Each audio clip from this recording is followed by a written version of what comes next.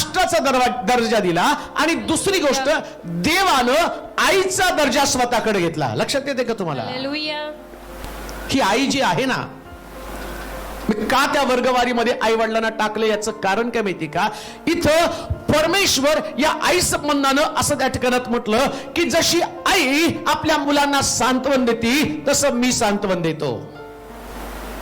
दुसऱ्या भाषेत मी असं म्हणेल, आईच्या सांत्वनानं परमेश्वर सुद्धा भारावून गेला. देवानं स्वतः त्या ठिकाणामध्ये त्या आईकडे पाहिलं आणि तो म्हटला तिला माझ्यासारखं हृदय आहे. कुणाला? आईला. आमेन. असं होऊ शकत नाही.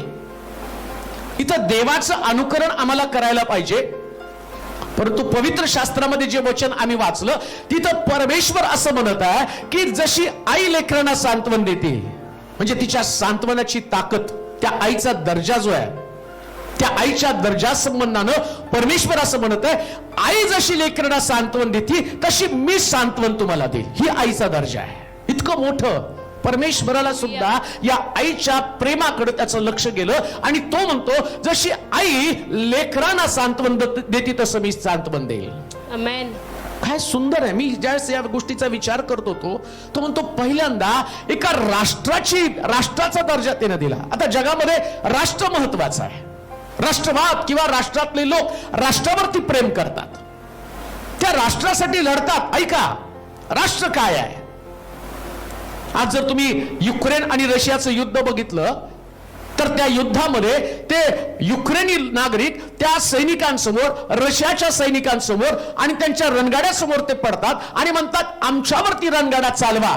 म्हणजे त्यांना त्यांच्या राष्ट्रावरती एवढं प्रेम आहे की ते रणगाड्यासमोर पडत आहे आणि म्हणतात आम्हाला आमचा देश तुमच्या हातामध्ये द्यायचं नाही. आणि परमेश्वर आईला राष्ट्राचा दर्जा देत आहे. म्हणजे तुम्हाला तुमच्या आईसाठी मरावं लागेल, आई वडिलांनी नाही मरायचं. हालेलुया.